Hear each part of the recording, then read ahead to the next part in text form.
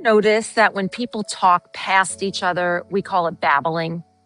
That word actually comes from this week's Parshat Noach, the story of the Tower of Babble, where God made it so people could no longer understand one another's speech and true connection was lost.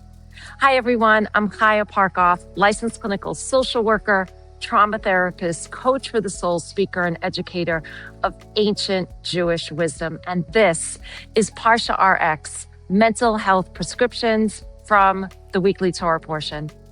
In Parshat Noach, after the narrative of Noah's Ark and the flood, we hear about humanity coming together with one language and one goal: to build a tower that would reach the heavens. It sounds like unity, but it wasn't holy unity.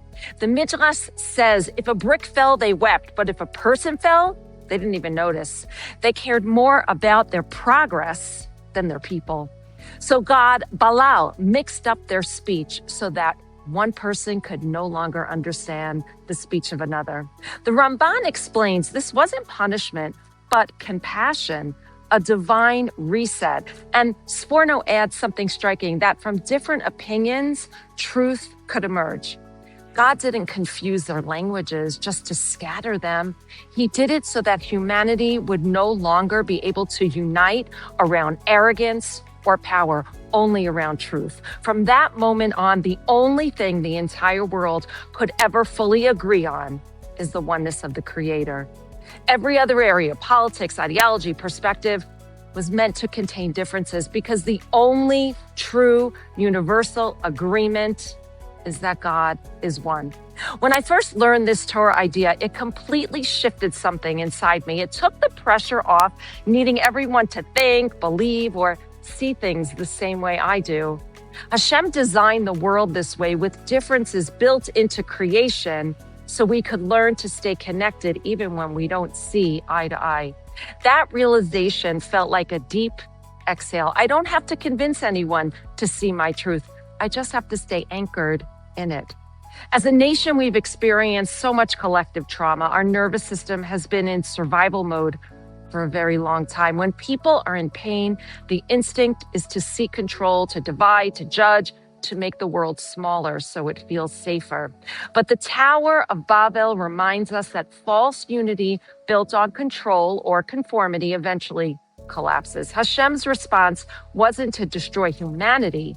It was to introduce differences, different languages, perspective, opinions, and ways of seeing truth, so that the only thing all people could ever unite on would be the recognition of His oneness.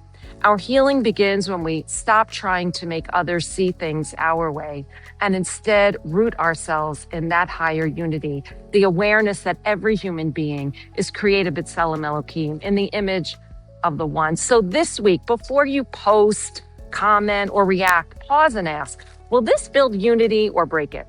You don't have to see the world the same way as everyone else to be part of one people. You just have to lead with curiosity instead of judgment, compassion instead of control.